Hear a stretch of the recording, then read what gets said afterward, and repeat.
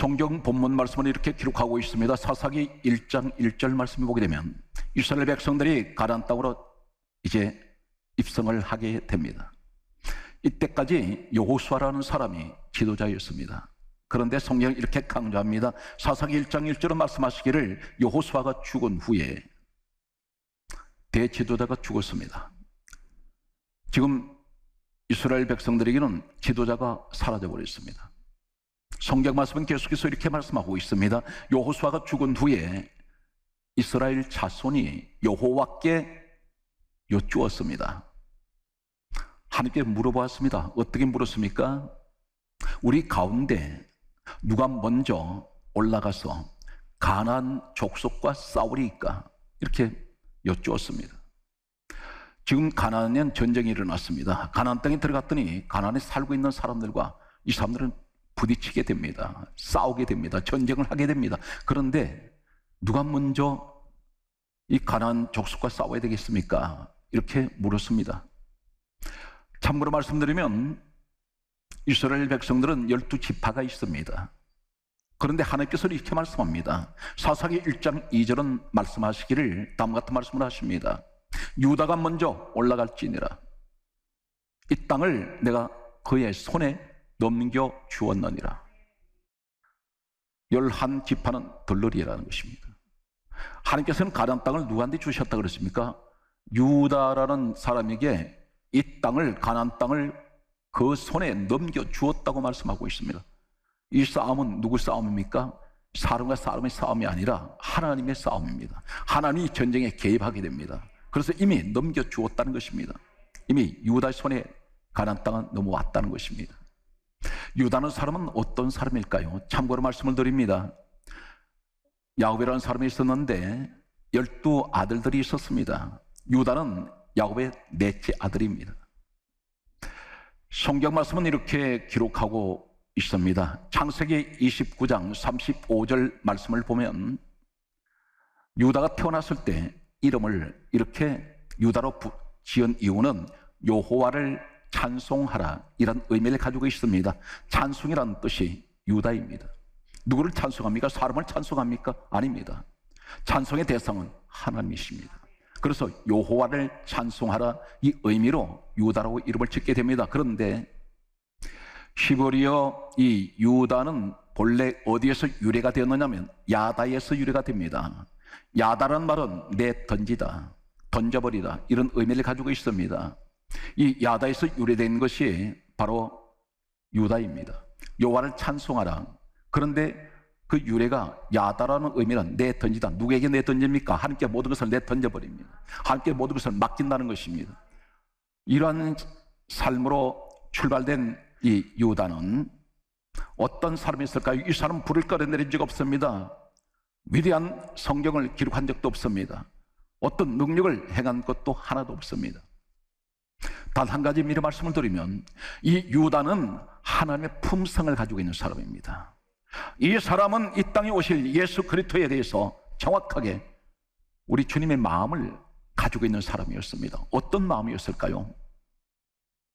먼저 이 사람은 어떤 사람이었을까요? 성경 말씀을 보게 되면 이렇게 기록하고 있습니다. 창세기 37장 26절 말씀을 보게 되면 성경은 이 사실에 관해서 한 가지를 말씀하고 있습니다. 구약의 요셉이라는 사람이 17세 때에 형들에 의해서 그는 구덩이에 던져지게 되고 그들이 죽이려고 했습니다. 오늘 이 내용은 정확하게 창세기 37장 26절에 기록하고 있는데 이때에 베냐민 동생을 제외한 나머지 10명이 전부 이 요셉의 형들입니다. 배다른 형들인데 이들이 모함을 하고 계략을 짜서 죽이려고 할 때에 유다가 이렇게 말합니다. 죽이지 말자. 그리고 하는 말이 손대지 말자. 누가 살려줍니까? 유다 한 사람이 살려줍니다. 유다 때문에 구약의 요셉이 살아나게 됩니다. 이 사람은 어떤 일이 있더라도 죽이지 않습니다. 다른 형제들은 다 죽이려고 했습니다. 그런데 유다 한 사람만 요셉을 살려주자고 말합니다. 성경 말씀은 계속해서 이렇게 기록하고 있습니다. 창세기 44장 33절 말씀을 보게 되면 요셉이 애굽으로 노예를 팔려간 후에 그는 국무총리가 되게 됩니다. 나이 30세가 되었을 때 국무총리로 이 애굽의 나라를 통치하고 있을 때에 이 요셉의 형들이 그리고 가족들이 살고 있는 가나안 땅에는 심한 기근이 왔습니다. 가뭄이 계속되었을 때에 먹을 식량이 없었습니다. 애굽은 풍년이라는 소식을 듣게 되었던 그들은 형제들이 다 애굽으로 내려오게 됩니다. 양식을 구하러 내려왔습니다. 이때 그들 앞에 서 있는 국무총리가 된 요셉을 그들은 상상하지도 못했고 자신의 형제 요셉으로 알아보지 못했습니다. 그러나 요셉은 그들을 알고 있었습니다. 요셉은 그들에게 어떠한 제안을 하느냐면 친동생이라고 하는 베냐민 하나밖에 없는데 베냐민 너무나 보고 싶었습니다. 그래서 베냐민을 데려오라고 했습니다. 데려왔습니다. 데려왔을 때 이 요셉은 고의적으로 각 형제들이 가지고 있는 자루가 있었습니다. 그 자루 속에 자신의 은잔을 베냐민 자루 속에 넣었습니다. 그리고 이렇게 말합니다. 은잔을 누가 가져갔느냐 이 말하면서 은잔이 발견되는 사람은 애굽에 붙잡아 두겠다고 했습니다. 요셉의 생각은 베냐민을 그들은 두기를 원했습니다. 그런데 이때 유다가 나서서 하는 말이 오늘 성경 말씀은 이렇게 기록하고 있습니다. 창세기 44장 33절에 말씀하시기를 이 유다가 다음 같은 말을 합니다. 저 아이를 형제들과 함께 돌아가게 해달라고 말합니다. 대신에 자신이 종이 되겠다고 말합니다. 내가 대신 볼모로 잡히겠다고 했습니다. 종이 되면 어떻게 되는지 아십니까? 그 당시에 노예 시장이 있습니다. 어디로 팔려갈지 모릅니다. 유다 한 사람만 나서서 베냐민을 살려달라고 말합니다. 베냐민을 아버지께로 돌아가게 해달라고 말합니다. 형제들마저 돌아가게 해달라고 말합니다. 이 사람은 자신이 아닌 다른 사람을 위해서 죽음을 무릅쓰고 희생하는 사람이었습니다. 우리 주님의 모습이 어떤 모습입니까?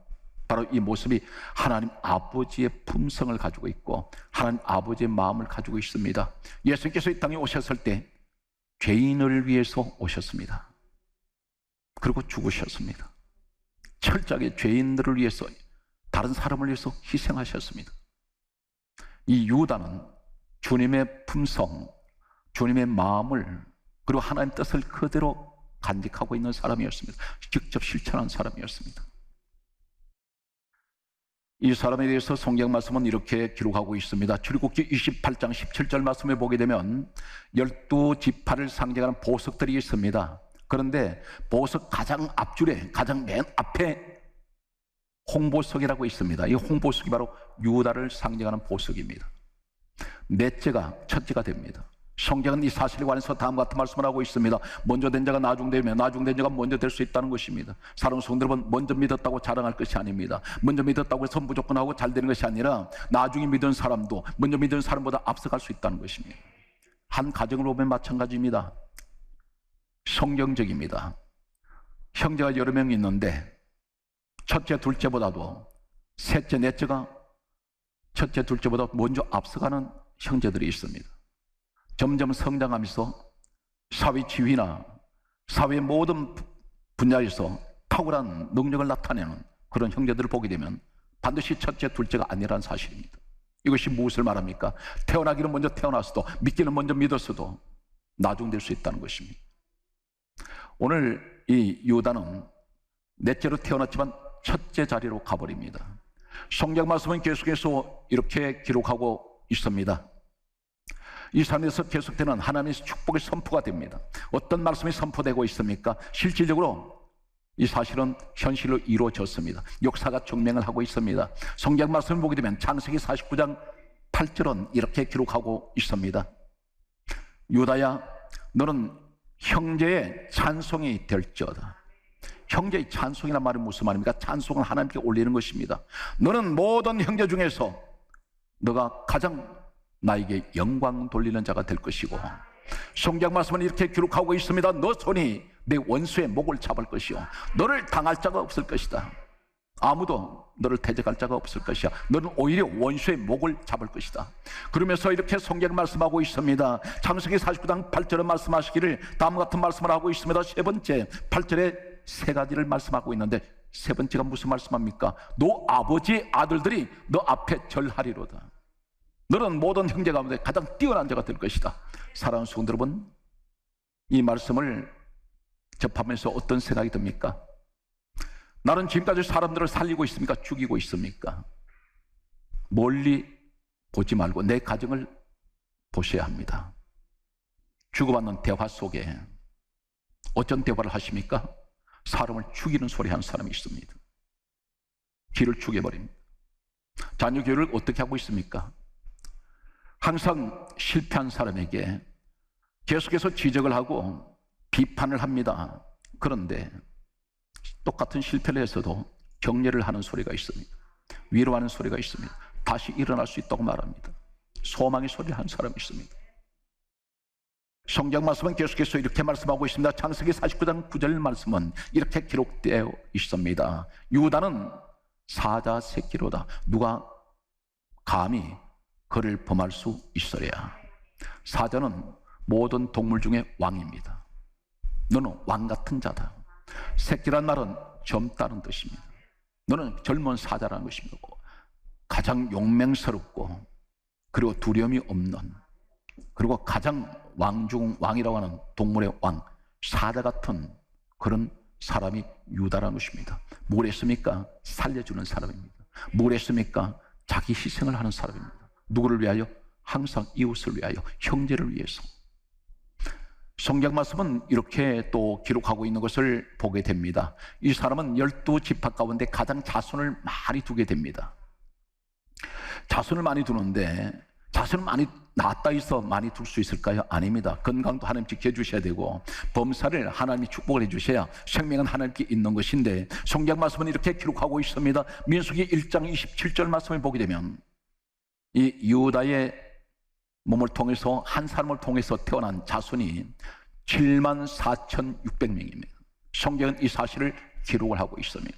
74,600명, 12지파 중에 가장 많은 자손을 두게 됩니다. 자손이 끝없이 번성하는 모습을 보여주고 있습니다.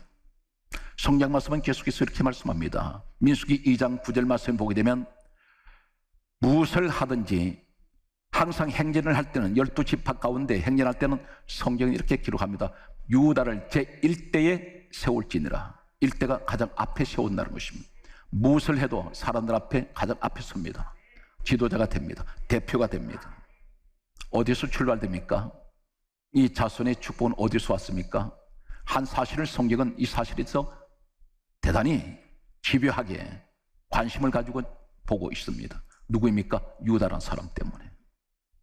오늘 성경 말씀을 보게 되면 가나안 땅에 들어갔는데도 하나님께서는 사사기 1장 2절에 유다가 먼저 올라가라. 그러면 사실 말씀이 내가 이 땅을 그의 손에 넘겨주었다 했습니다. 하나님이 주신 거예요. 반면에 지금 유다 옆에 한 사람이 있습니다. 그런데 이 사람은 전혀 유다와 대조적인 사람을 성경은 대비를 하고 있습니다. 성경은 어떤 의도로 기록했을까요? 하나님께서는 반드시 유다를 통해서 말씀하시면서 또 한 사람, 정반대의 얼굴을 유다 곁에 있다는 사실을 지목을 하고 있습니다. 우리 모습입니다. 주변에 보게 되면 다 유다 같은 사람만 있는 것은 아닙니다. 정반대의 얼굴들이 있다는 것입니다. 성경 말씀은 이렇게 기록하고 있습니다. 하나님께서는 사사기 1장 2절 말씀에 유다를 먼저 올라가라고 말씀하시면서 가나안 족속을, 이 땅을 내가 그의 손에 넘겨주었노라 말씀하시면서 이 말씀이 떨어지자마자 즉각 유다는 행동을 합니다. 하는데 사사기 1장 3절에 보게 되면 유다가 곁에 있는 한 사람에게 이렇게 말합니다. 나와 함께 올라가자. 가나안 족속과 싸우자 말합니다. 그 사람이 누구냐면 그의 형제 시몬에게 그렇게 말했습니다. 시몬이라는 사람은 어떤 사람이냐면 유다의 형입니다. 이 유다의 형 시몬은 야곱에게 12아들 가운데 이 시몬은 둘째 아들입니다. 유다는 넷째 아들입니다. 그런데 그의 형에게 그렇게 말했습니다. 그런데 이때부터 성경은 이상한 내용이 소개됩니다. 1장 3절에 그렇게 말씀하고 난 후에 1장 4절부터 등장되는 내용은 분명 지금 가나안과 싸우는 사람은 유다와 시몬인데 그들 군대가 같이 지금 싸우러 연합하고 있는데 성경은 말씀하기를 이렇게 기록합니다. 사사기 1장 4절에는 유다가 올라가매 시몬 이름은 빠져버립니다. 왜 그럴까요? 성경 말씀은 계속해서 이렇게 기록하고 있습니다. 사사기 1장 8절에 보게 되면 유다가, 사사기 1장 9절에 보면 유다, 사사기 1장 10절에도 유다, 사사기 1장 16절에도 유다, 사사기 1장 18절에도 유다 이름만 나옵니다. 그러면서 사사기 1장 19절에 결정적으로 이렇게 말씀하고 있습니다. 여호와께서 유다와 함께 계시니라. 시몬과 함께 하신다는 말씀이 없습니다. 우리가 일반적으로 생각한다면 유다와 시몬이 함께 있으니라 하든지 아니면 여호와께서 유다와 시몬과 함께 계시니라 이렇게 말씀하셔야 되는데 시몬에 대해서는 전혀 관심을 두지 않습니다. 하나님의 관심은 오로지 유다 쪽입니다. 왜 그럴까요? 성경 분명히 이 사실에 관해서 이렇게 말씀하고 있습니다. 사사기 1장 17절에 유다와 시몬이 함께 가나안 족속과 싸우고 있습니다. 누구보다도 시몬이 더 적극적으로 지금 전쟁터에서 싸우고 있습니다. 그런데 하나님께서는 이 시몬에 관해서는 전혀 언급을 하지 않습니다. 무관심해버립니다. 시몬을 소개합니다. 창세기 34장 25절 말씀을 보게 되면 이렇게 기록하고 있습니다. 이 시몬의 누이 동생이 한 사람이 있습니다. 디나라는 누이 동생이 있는데 이 디나가 세겜 추장이라는 사람한테 겁탈을 당했습니다. 그때 이 시몬이 어떻게 하느냐면 자신의 동생인 레비를 불러다가 계략을 짭니다. 죽이자고 말합니다. 그래서 칼을 가지고 가서 자신의 누이 동생 디나를 겁탈했던 장 본인인 세겜 추장을 죽였을 뿐 아니라 예매하게 아무런 이 일과는 관련이 없는 이 세겜 지역의 모든 남자들을 다 죽였습니다. 그리고 부녀자들을 사로잡아 갔습니다. 재물을 약탈해 갔습니다. 하나님이 이 사실을 보셨습니다. 그리고 이 사람이 바로 누구냐면 구약의 요셉을 형들이 죽이려고 할 때 합세했던 이 시몬이 공범자입니다. 이 사람은 무조건 죽이는 자입니다. 성경은 대조합니다. 살리는 사람 옆에 죽이는 자가 있습니다. 살리는 자 유다 옆에 죽이는 자 시몬이 있다는 것입니다. 오늘 이것을 대조하고 있습니다. 하나님이 이 사람에 대해서 관심 안 둡니다. 교회 안에 시몬 같은 사람이 있습니다. 어떤 사람입니까? 먼저 태어난 자입니다. 교회 먼저 믿었습니다. 그런데 먼저 믿었으면 어른답게 지도자다운 그런 모습을 보여줘야 됩니다. 그런데 오히려 나중 믿은 동생들 되는 이 시몬 동생 레비를 오히려 선동을 하게 되고 오히려 죽인 일에 앞장서는 이런 먼저 믿은 자가 있다는 것입니다. 교회만 나오는 것이 중요한 것이 아니라 예수를 믿고 변화가 되어야 됩니다. 변화가 되지 않는 상태에서는 아무것도 달라질 것이 없습니다. 우리는 예배를 한 번씩 드릴 때마다 양파가 껍질을 벗기듯이 계속 벗겨져야 됩니다. 나의 모습은 점점 육의 것은 벗겨져서 깨끗한 모습으로 드러나야 됩니다. 이 시몬이라는 이 사람은 사람들을 항상 죽이는 일에만 관심을 두고 있습니다. 유다는 자신을 희생하면서도 살리는 일에만 관심을 두고 있습니다. 성경 말씀은 이 사람에 관해서 이렇게 말씀하고 있습니다. 놀라운 한 가지 사실을 성경은 대조를 하고 있습니다. 유다는 살리는 사람은 유다에게는 74,600명 성경 분명히 숫자를 기록한 자손의 축복을 말씀하셨는데 이 시몬은 어떻게 됩니까? 성경 말씀을 보게 되면 민수기 1장 23절 말씀을 보게 되면 이 사람은 59,300명 자손을 두게 됩니다. 그런데 이 사람은 민수기 26장 14절을 보게 되면 40년 만에 22,200명으로 자손이 줄어져 버립니다. 37,100명이 40년 만에 다 사라져 버렸습니다. 사고로 죽었는지, 전쟁터에서 죽었는지, 질병으로 죽었는지는 알 수가 없습니다. 그러나 중요한 것은 많은 자손이 축복을 받았지만 40년 만에 37,100명의 자손이 죽어나갔습니다. 여기서 우리 무엇을 느낍니까?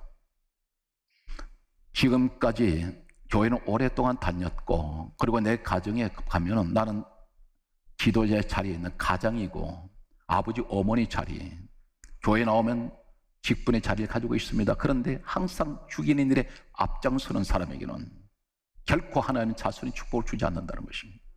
이 사회가 전부 지적하는 소리만 들립니다.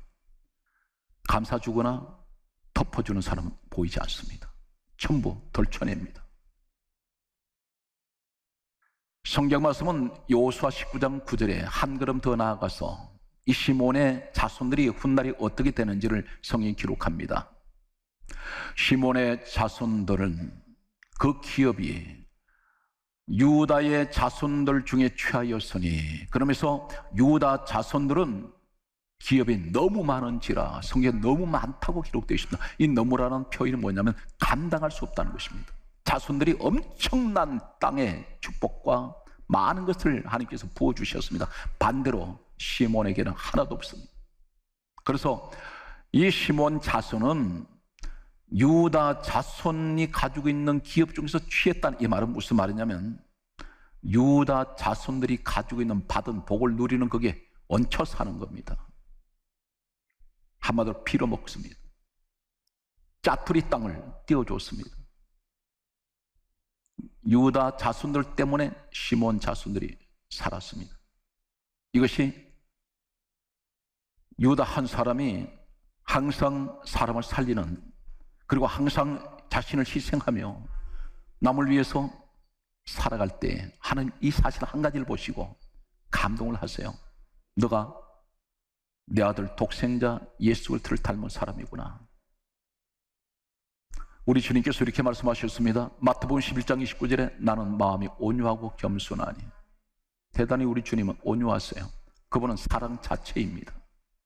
아가페입니다. 오늘 성경 말씀은 계속해서 말씀을 보게 되면 이 시몬의 자손들은 대단히 불행한 길을 걸어가는데 왜 그렇습니까? 그 조상 때문입니다.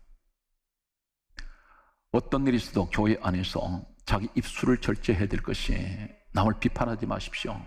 헐뜯지 마십시오. 그러기 전에 나를 먼저 자신을 돌아봐야 됩니다.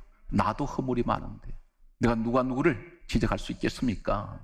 교회는 남을 지적하는 곳이 아닙니다. 경주하는 자리가 아닙니다. 비판하라고 교회가 세우신 것 아닙니다. 항상 비판하는 사람이 있는가 하면 덮어주는 사람이 있고 위로해주는 사람이 필요합니다. 그래야 진정으로 주님의 사랑을 실천할 수가 있습니다. 성경 말씀은 예수님께서 신약 성경 요한복음 10장 10절의 말씀을 보게 되면 다음 같은 말씀을 하십니다. 사탄 마귀는 도둑이라고 했습니다. 왜 도둑입니까? 천지 우주 만물을 하나님이 지으셨는데 이 사탄 마귀가 들어와가지고 하나님께서 사랑하시는 그 사랑하는 사람의 영혼을 도둑질합니다. 지옥으로 끌고 가려고 도둑질합니다. 전부 하나님 것인데 전부 다 도둑질하고, 또 한 가지 이렇게 말씀합니다. 예수님께서 지적하시기를 이 도둑 사탄 마귀를 가리켜서 그는 도둑질하는 자요, 그리고 그는 죽이는 자요, 멸망시키려 하는 것 뿐이요. 이렇게. 사탄 마귀는 바로 시몬 같은 자리에 있습니다. 죽이는 것밖에 하지 않습니다. 멸망시키는 것밖에 하지 않습니다. 대신에 우리 예수님은 어떤 일을 하셨습니까? 이 사실에 관해서 요한 1서 4장 9절은 다음 같은 말씀을 하고 있습니다. 우리 하나님께서는 자기 독생자를 이 세상에 보내신 것은 목적이 하나 있습니다. 그로 말미암아, 누구로 말미암아? 예수 그리스도로 말미암아 우리를 살리려 하심이라. 우리를 살려주시려고. 우리는 다 죽어야 될 자였습니다. 죄 가운데 죽어야 되는데 하나님께서 독생자 예수 그리스도를 보내셨습니다. 그리고 우리를 살리려고 한 영혼이 천하보다 귀하다고 하셨던 주님이 바로 그분이 누굽니까? 바로 여러분이란 사실입니다. 성경 말씀은 결론은 이렇게 결론 짓고 있습니다. 우리 주님은 어디까지 사랑이 어디까지일까요? 누가복음 23장 34절이 오늘 말씀이 결론이 되겠습니다. 예수님께서 십자가에 달리셨습니다. 이제 운명하실 순간이 다가옵니다. 머리에는 수많은 수백 개의 가시가 머리에 씌워져 있습니다. 여건이 창으로 찔리셨습니다.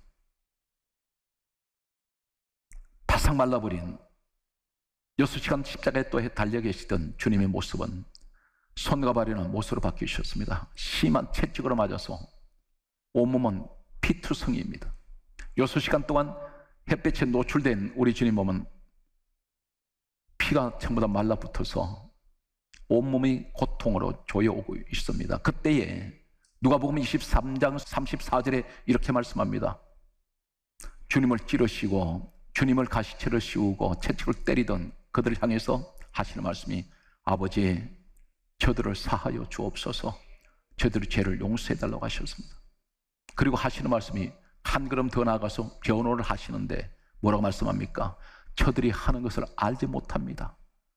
오히려 변호를 하고 계세요. 주님을 죽이는 자들을 향하여 아버지 저들이 몰라서 그러니 저들을 하나님 용서해 주십시오. 오늘 사랑하는 성도 여러분, 이것이 주님의 사랑입니다.